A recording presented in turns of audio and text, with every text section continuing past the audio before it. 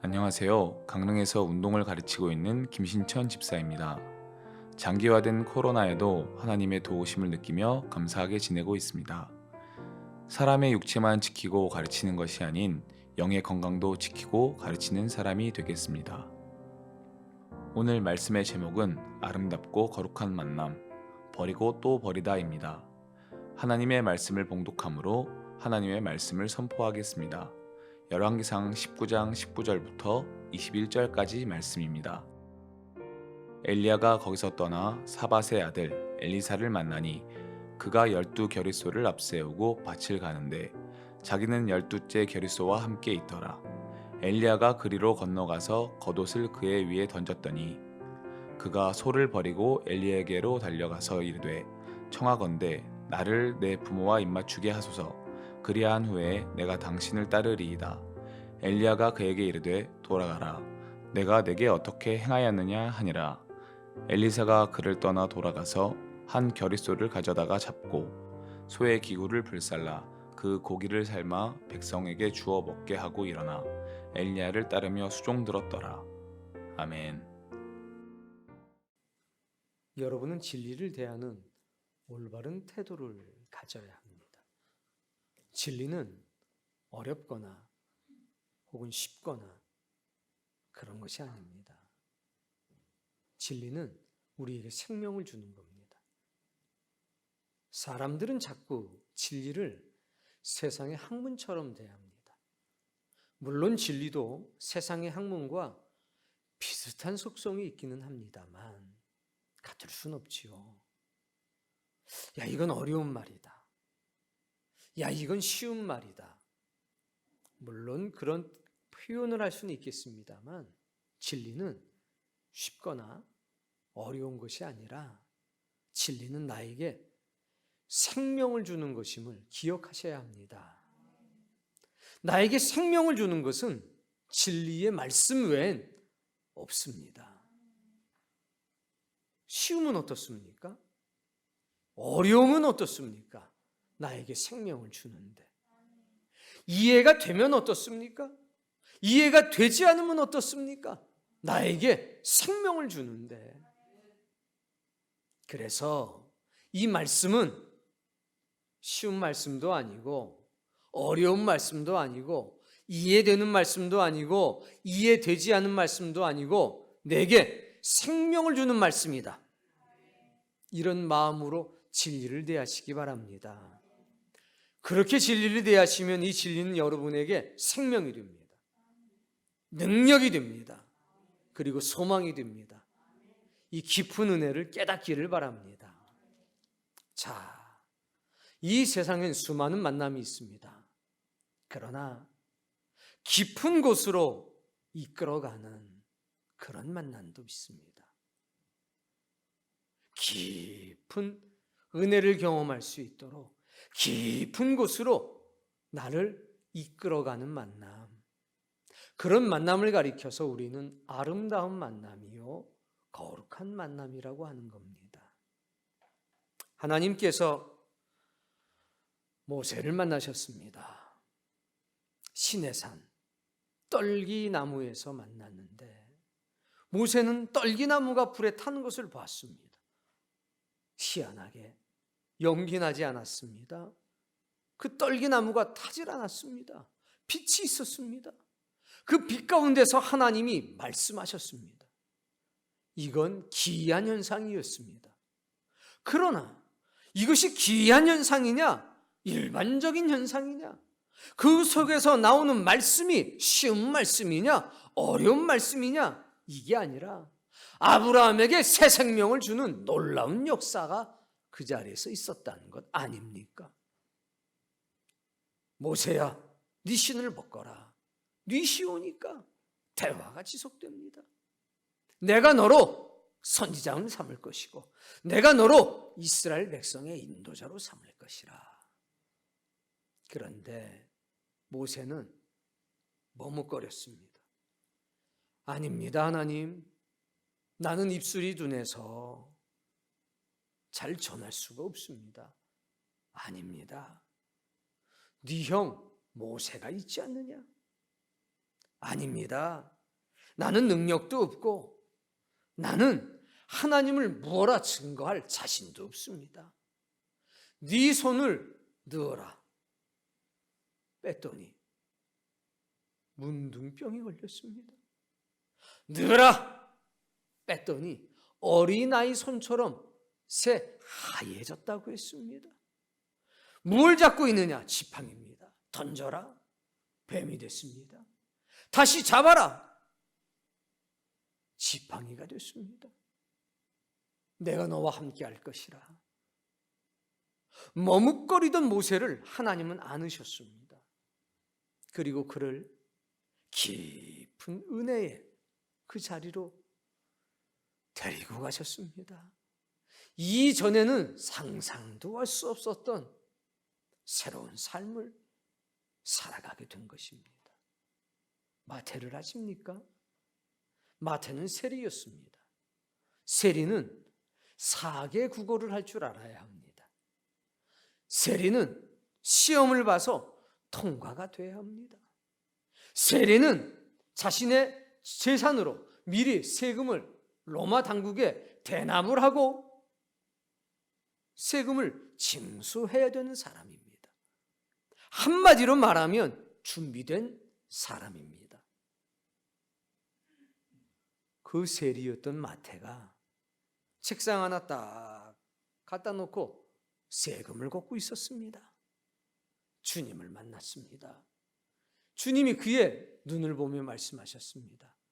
나를 따르라. 즉시로 모든 것을 버리고 주님을 따랐다고 했습니다. 책상도 의자도 그냥 뒀고 거두어 두었던 세금도 그냥 두었고 세리라고 하는 직책조 그 자리에 그냥 두고 주님을 따랐습니다. 로마 당국에 내가 이참저참해서 세리 일을 그만두겠소. 어떤 사람을 불러다가 내 자리를 대신하시오. 그 권리금 좀 주시오. 이런 정상적인 청산 절차 없이 즉각적으로 주님을 따랐습니다. 그 주님을 만나서 깊은 은혜가 역사하는 곳으로 간 것이지요. 이걸 아름다운 만남, 거룩한 만남이라고 하는 겁니다. 깊은 은혜를 경험할 수 있도록 이끌어가는 은혜, 그런 만남. 성경 속엔 그런 만남이 가득합니다. 오늘 본문에도 그런 만남이 있습니다. 자, 본문 19절 있습니다. 엘리야가 거기서 떠나. 거긴 어디입니까? 하나님의 산 호렙이었습니다. 3가지 사명을 받았습니다. 엘리야야, 너에게 사명이 남아있지 않느냐? 그 중에 하나가 무엇이었느냐? 사밧의 아들 엘리사를 네 뒤를 이을 선지자로 세워라. 그래서 거룩한 산에서 사명을 받고 떠나왔습니다. 즉 사명을 이루기 위해서 떠나간 겁니다. 여러분 멋지잖아요. 오늘 여러분 집을 떠나왔지 않습니까? 나는 사명을 받으러 왔다. 혹은 나는 사명을 이루기 위해서 왔다. 아무개가 집을 떠나 교회로 왔다. 오늘 여러분 좀 이런 멋진 생각을 하며 사시기 바랍니다. 여기 왜 왔습니까? 사명을 받으러 왔습니다. 어떤 사람은 사명을 이루러 왔습니다. 여러분이 집을 떠나 이 자리에 온 것을 우연한 사건으로 생각하지 마시고 엘리야가 떠나온 것처럼 여러분도 떠나왔다는 거룩한 떨림을 좀 갖기를 바랍니다. 자, 사밧의 아들 엘리사를 만나니 엘리야와 엘리사가 만났습니다. 뭐 우리 식으로 얘기하면 엘씨가 만난 거죠. 하나는 이름이 리아였고 하나는 리사였습니다. 성이 진짜로 엘씨는 아니죠. 그냥 우리 식으로 해석하면 그렇다는 겁니다. 참 가까워요. 외우기도 쉬워요. 엘리야, 제자는 엘리사. 이것만큼 쉬운 게 어디 있겠습니까? 만났습니다. 자, 그 상황을 성경은 디테일하게 설명하고 있는데 읽어보세요. 그가 12겨리소를 앞세우고 밭을 가는데, 밭을 가는 겁니다. 12겨리라고 하면 한 겨리는 2마리의 소를 한 겨리라고 합니다. 12겨리니까 24마리가 밭을 갈고 있는 겁니다. 알 수 있습니다. 무엇을? 부자구나. 엘리야의 집안은 엄청난 부자구나. 밭을 가는데 12마리가 밭을 갈아요. 분홍이죠. 계속 읽어보세요. 자기는 12째 겨리소와 함께 있더라. 근데 11겨리는 앞서가고 엘리사는 12겨리째 소와 지금 함께 있습니다. 엘리야가 그리로 건너가서 겉옷을 그의 위에 던졌더니, 그래서 어디로 갔느냐? 팥으로 건너간 겁니다. 이걸 영적으로 보면 사명을 이루기 위해서 사명의 불이 훨훨 타는 사람이 엘리사에게로 간 겁니다. 엘리사는 지금 어떤 상황이냐? 잘 보세요. 밭을 몇 마리가 갈고 있습니까? 24마리. 원래 이스라엘은 이 소를 통해서 밭을 잘 갈지는 않습니다. 이 상황을 보면 대략 이렇습니다. 3년 6개월 동안 비 내리지 않았습니다. 땅이 척박해졌고 단단해졌습니다. 그런데 얼마 전에 하늘에서 비가 내렸습니다. 드디어 농사를 지을 수 있게 된 것입니다. 그러자 사람이 갈 수 없을 척박한 땅이 된 겁니다. 비가 왔음에도 불구하고. 그래서 소를 통해서 밭을 갈아엎고 있는데, 엘리사는 마음이 들떠 있습니다. 농사를 지을 수 있다는 기쁨, 수확을 할 수 있다는 기쁨, 그게 농사를 짓고 있는 엘리사의 마음을 들뜨게 했습니다. 이야, 드디어 농사를 짓게 됐다. 24마리의 소를 통해서 밭을 갈 때 그 마음이 얼마나 들떴겠습니까? 엘리사 눈엔 보입니다. 곡식이 여무는 게 벌써 보여요. 그 추수하는 기쁨, 씨를 뿌리는 기쁨, 열매를 거둬들이는 기쁨, 온갖 기쁨을 상상하며 들떠 있는 그 엘리사. 그 엘리사에게 누가 다가갑니까? 사명의 불이 활활 타오르는 엘리야가 가는 겁니다. 사명의 불이 활활 타 있는 엘리야. 이제 농사를 짓는 기쁨에 들떠 있는 엘리사. 둘이 만나는데 누가 누구를 찾아갑니까? 사명의 불이 타는 사람이 수확, 농사 짓는 이런 기쁨에 들떠 있는 엘리사를 찾아가는 겁니다. 오늘 여러분은 어느 편에 서 있을까요? 만났습니다. 자, 근데 이 만남은 버리고 또 버리는 만남입니다. 그 사명에 불탔던 엘리야가 자신의 겉옷을 벗어서 엘리사, 즉 일하는 즐거움, 많은 고통 속에서 인고의 시간을 지내다가 드디어 이제 살만한 세상을 만난 엘리야에게 당신의 인생을 던지는 겁니다. 자기의 인격을 던지는 겁니다. 하나님의 부르심을 던지는 겁니다. 겉옷을 던진다는 것은 너는 나의 제자로 선택이 되었어 라는 상징입니다. 그리고 겉옷은 그 사람의 인격 그 자체지 않습니까? 이스라엘 사람들에겐 생명만큼 소중한 그거를 던진 겁니다. 여러분, 사명의 불이 오랜 세월 동안 고통당하던 사람, 경제적인 어려움을 겪다가 이제 뭔가 돈벌이가 되고 일거리가 생겼다는 기쁨에 들떠 있는 사람에게 던져진 겁니다. 여러분의 눈에 그렇게 보여야 합니다. 20절.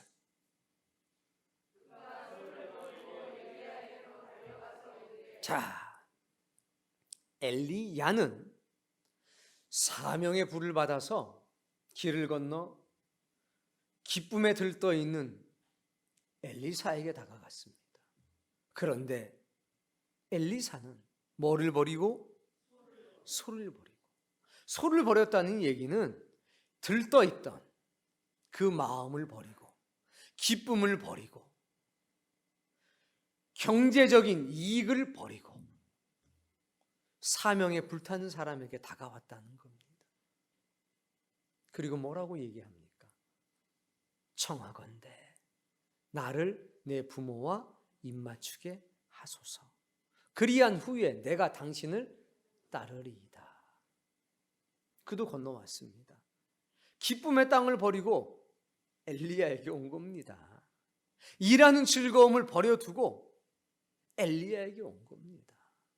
그런데 머뭇거리고 있습니다. 누구처럼? 모세처럼. 마태는, 베드로는 모든 것을 버리고 즉각적으로 따라갔는데 엘리사는 모세처럼 머뭇거리고 있습니다. 부모와 입 맞추고 오겠습니다. 작별 인사를 하고 오겠습니다. 그 뒤에 내가 당신을 따르겠습니다. 그랬더니 엘리야가 대답합니다. 돌아가라. 너 좋을 대로 하거라. 내가 너에게 어떻게 행하였는지 기억해라. 마치 하나님이 모세를 품는 것처럼 엘리야는 엘리사를 품었습니다. 너 좋을 대로 해. 그러나 내가 너에게 겉옷을 던진 것을 기억을 해. 사랑하는 성도님, 이 엘리야와 엘리사의 만남은 특별합니다. 하나님께서 모세를 세울 때 직접 찾아가셨습니다. 하나님께서 선지자를 세울 때 직접 찾아가셨습니다. 예수님께서 제자를 세우실 때 직접 찾아가셨습니다. 그런데 오늘 하나님은 당신이 엘리사를 선택했음에도 불구하고 엘리야를 보냈습니다. 사람이 사람을 선택하게 한 겁니다. 선지자가 선지자를 선택하게 한 겁니다. 이것이 특별합니다. 이건 마치 하나님께서 신약의 시대에 교회를 통해서 주의 백성들을 선택하는 모습의 상징인 것 똑같습니다. 굉장히 똑똑하고 일반적이지 않습니다. 어떤 사람들은 얘기합니다. 나도 하나님이 나를 불러주셨으면 좋겠다. 하나님께서 엘리사를 선택하는 것처럼 교회를 통해서 또 교회 성도들을 통해서 여러분을 선택하고 부르시는 것은 아닐까요? 그래서 이 부르심은 굉장히 특별한 부르심입니다. 엘리야는 뭘 던졌느냐? 자신의 겉옷을 던졌습니다. 버린 거지요, 그에게. 그랬더니 엘리사는 소를 버려두고 엘리야의 발 아래 엎드립니다. 아름다운 만남입니다. 근데 이 아름다운 만남이 이제 거룩한 만남으로 바뀝니다. 여러분에게도 아름다운 만남과 거룩한 만남이 있기를 바랍니다. 기억하셔야 됩니다. 주님께서 여러분에게 어떻게 행하였는지를 기억하셔야 됩니다. 그리고 이 머뭇거림, 이 망설임 속에 담겨있는 놀랍고 위대한 역사를 보셔야 합니다. 자, 기억해라. 내가 너에게 어떻게 행하였는지를 기억해라. 21절,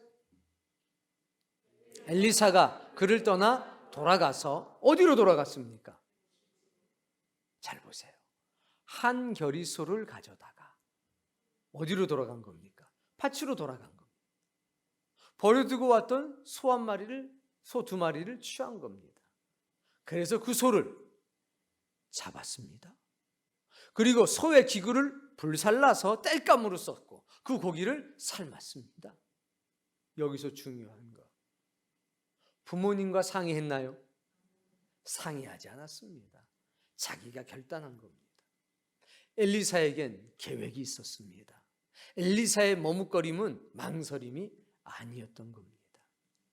가서 두 마리의 소를 잡고 멍에 혹은 쟁기를 땔감으로 삼아가지고 그 소를 삶았습니다.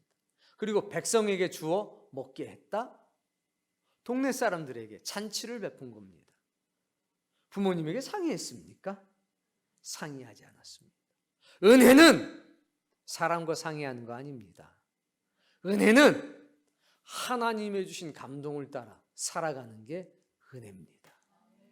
자, 엘리사는 버리고 또 버렸네요. 소를 버렸습니다. 그리고 멍에와 쟁기를 버렸습니다. 이건 선언입니다. 소를, 그 쟁기를 버리면서, 그 멍에를 버리면서 세상을 향해 선언한 겁니다. 선포한 겁니다. 나는 다시는 농사꾼이 되지 않을 것이요, 나는 이제 이 농사 짓는 일로부터, 먹고 사는 일로부터 자유한 사람이 될 것이요, 나는 돌아갈 것이 없어.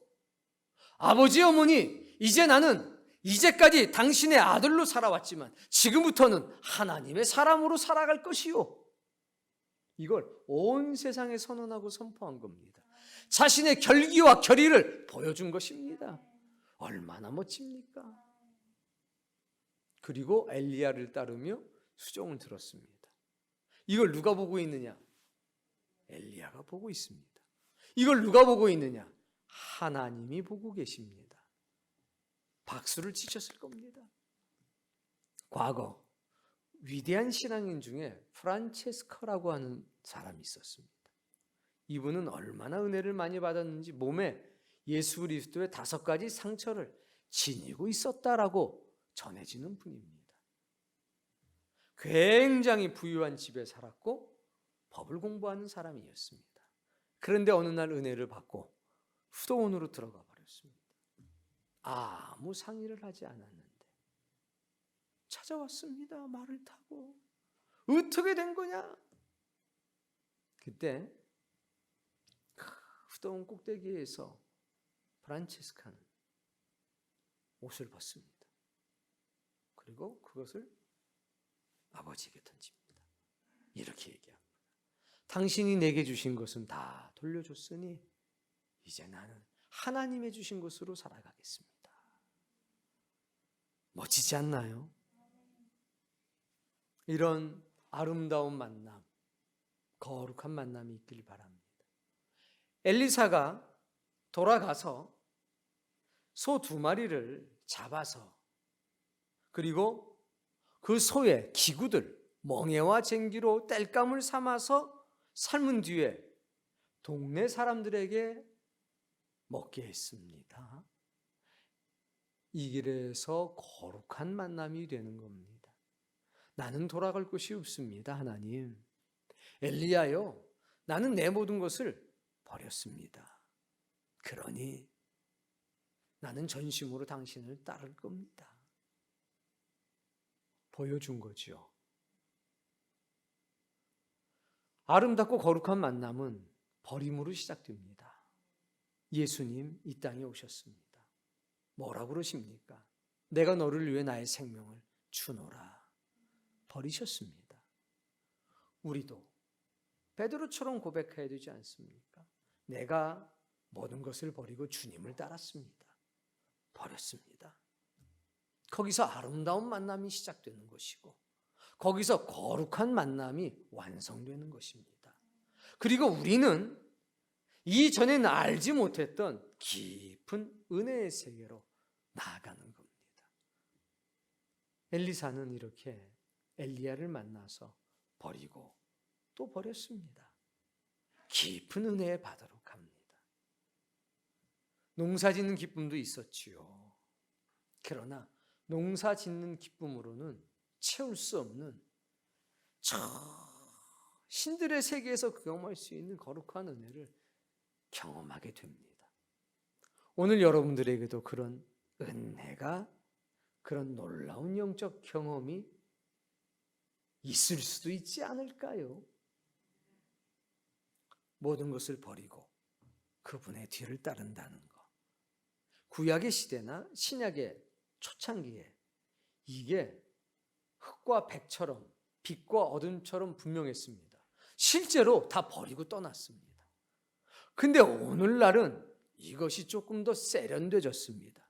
그래서 한편으로는 너무 감사하고, 그래서 한편으로는 좀 불안한 구석도 있습니다.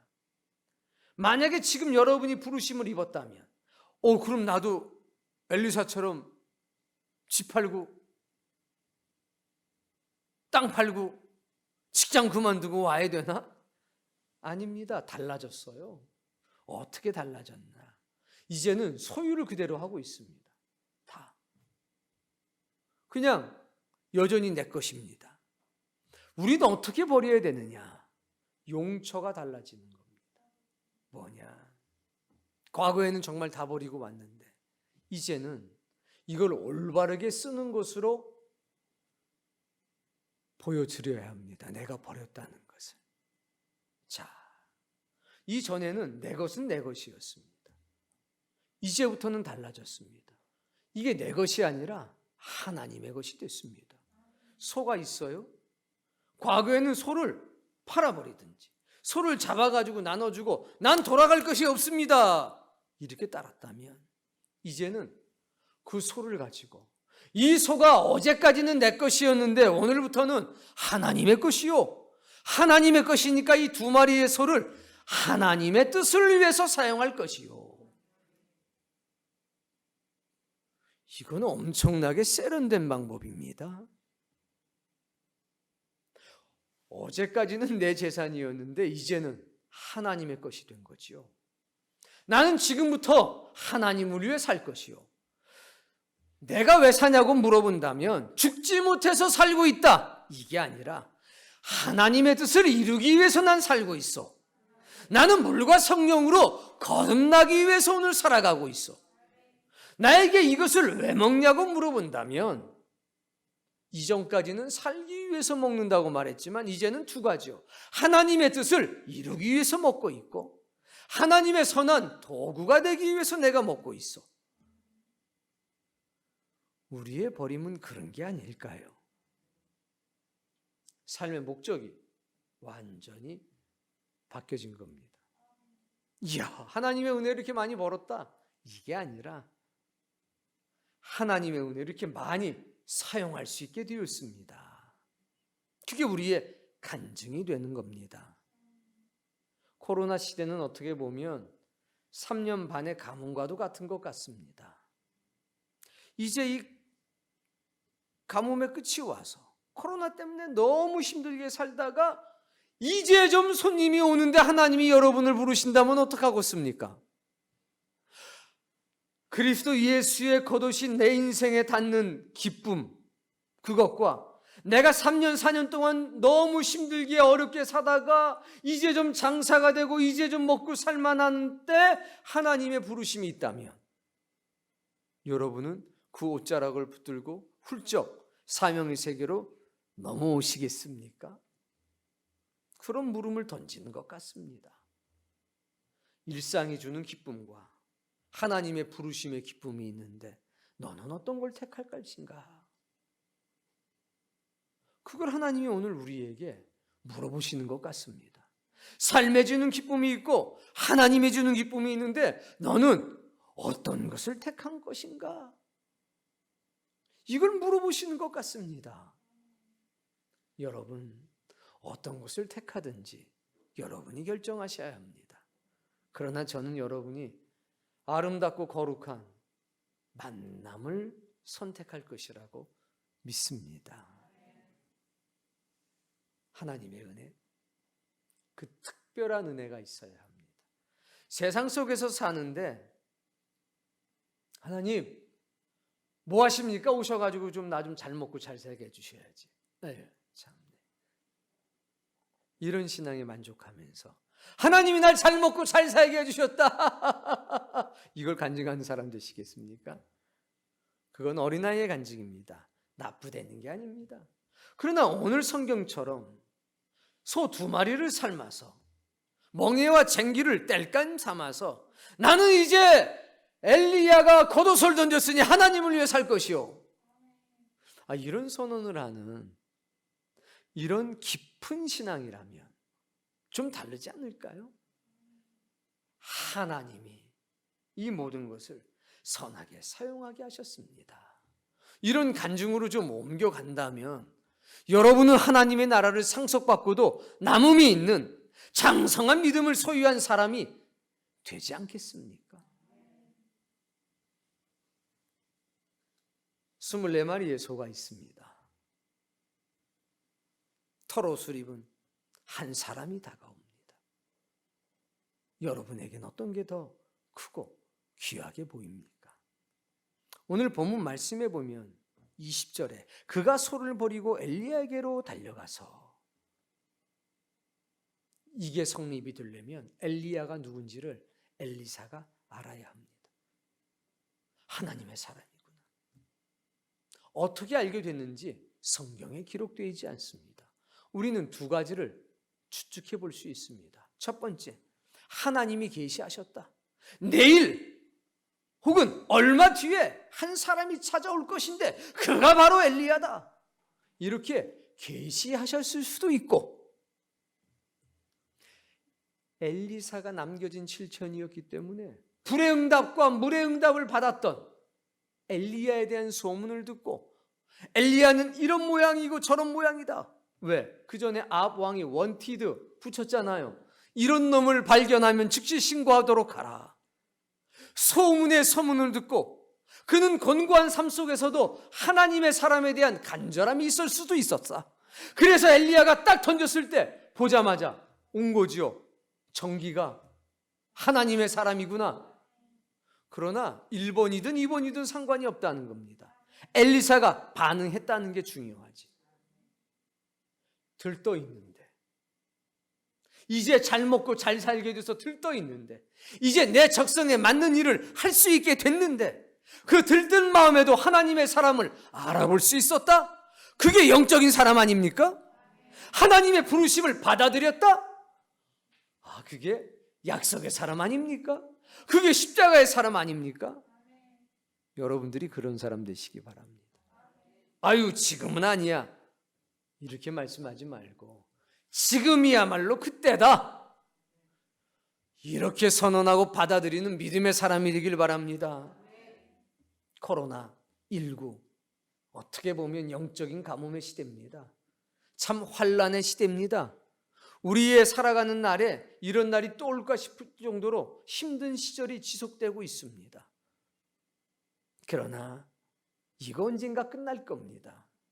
그러나 이게 끝날 때, 무언가 물꼬가 터져 나갈 때 사람들은 놀러 나가겠다, 사람들은 무언가 경제활동하겠다, 나는 이것을 하고 저것을 하겠다라고 할 때, 그때 하나님의 부르심이 여러분에게 찾아온다면 버릴 수 있을까? 이것이 하나님의 것이라고 선언할 수 있을까? 돌아갈 내 고향 하나님의 나라라고 세상을 향해서 선포할 수 있을까? 이런 사명의 귀한 소식을 가지고 찾아오는 하나님의 사람을 내가 알아보거나 영접할 수 있을까? 교회를 통해서 내 마음의 문을 두드리시는 하나님의 음성을 들을 수가 있을까? 깊은 곳으로 나아갈 준비가 돼 있습니까? 환난과 핍박 중에서 부르시든, 무언가 내 인생의 황금기에 나를 부르시든, 절망 속에서 부르시든, 언제든지 부르시는 그 하나님의 음성에 화답할 수 있을까?